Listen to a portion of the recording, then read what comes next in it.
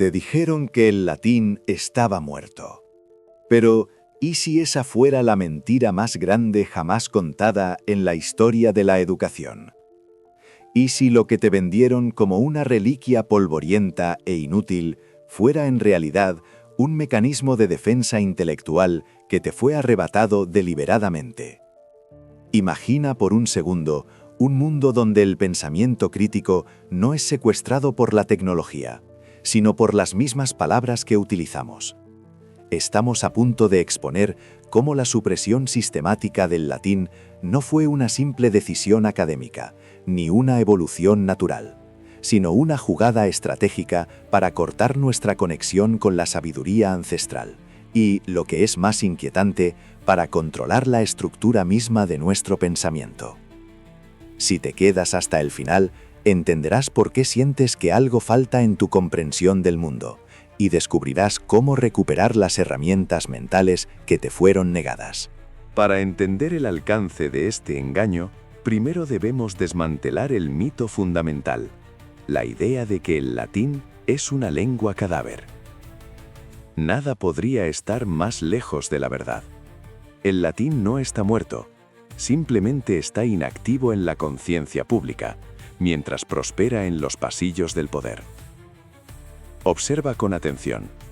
Entra en un tribunal de justicia, en un laboratorio de biotecnología, en los archivos del Vaticano, o en la taxonomía que clasifica toda la vida en la Tierra.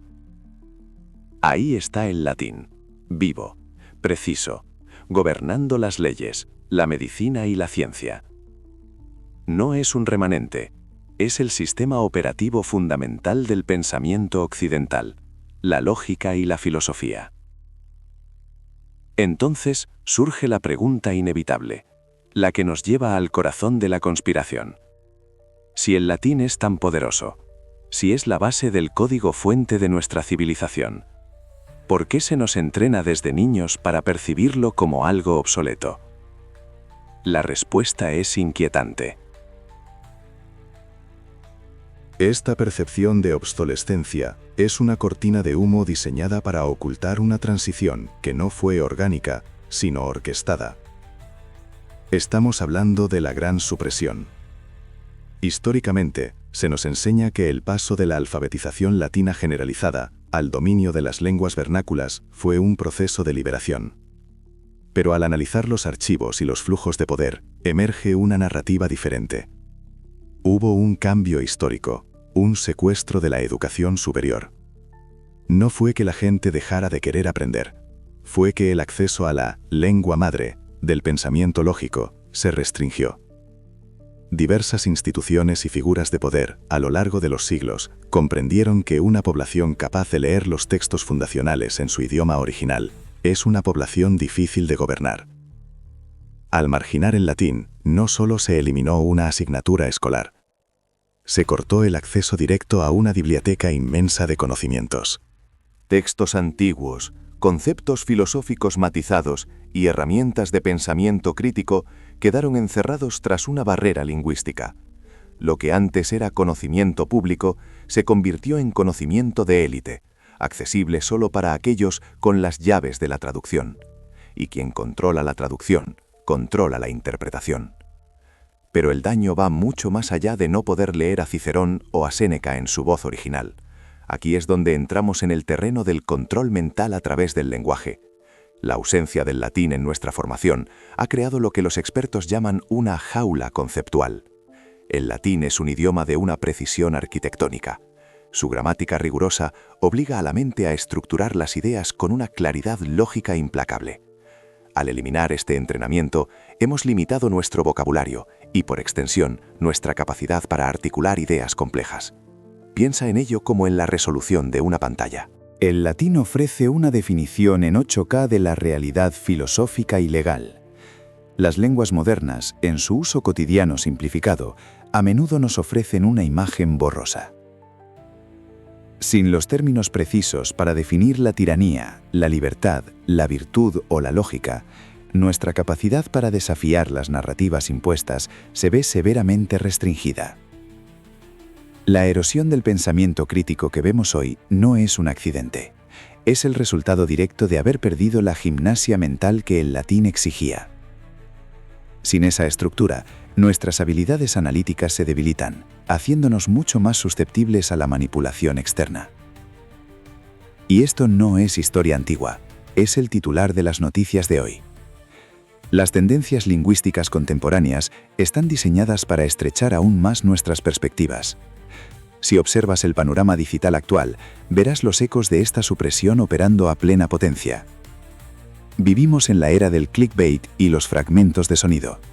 La simplificación extrema del lenguaje en los medios y las plataformas online funciona como una forma moderna de supresión lingüística. Se nos entrena para reaccionar, no para reflexionar. El latín exigía paciencia y deliberación. Un texto latino requiere que el lector espere hasta el final de la oración para encontrar el verbo, para entender la acción, obligando a la mente a sostener múltiples conceptos en suspensión antes de formar un juicio. Hoy, el auge del lenguaje emocional es la antítesis de esa disciplina. El lenguaje se utiliza cada vez más para evocar respuestas viscerales inmediatas, ira, miedo, alegría, en lugar de fomentar la deliberación lógica. Hemos perdido el arte olvidado de la retórica. La retórica, una disciplina central en la educación clásica basada en latín, enseñaba cómo diseccionar un argumento, cómo detectar falacias y cómo construir una verdad sólida. Su declive nos ha dejado vulnerables ante una retórica persuasiva, pero vacía. Nos convencen con el tono, con la imagen y con la apelación a la emoción, porque hemos perdido la capacidad técnica de desarmar la estructura lógica de las mentiras que nos cuentan. Sin embargo, no todo está perdido.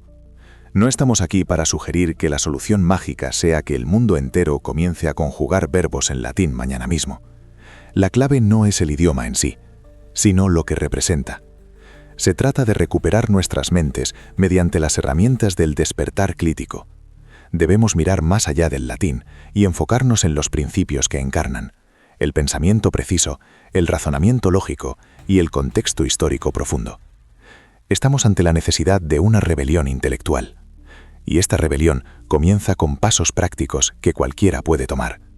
Empieza por cuestionar las definiciones. Cuando escuches una palabra repetida en los medios, pregúntate, ¿qué significa realmente? ¿Cuál es su origen? ¿Cómo se está utilizando para manipular mi percepción? Involúcrate con los textos fundacionales, incluso si es en traducciones rigurosas. Practica la argumentación lógica. No busques ganar debates, busca encontrar la verdad a través de la dialéctica. El futuro de nuestra libertad depende de esto.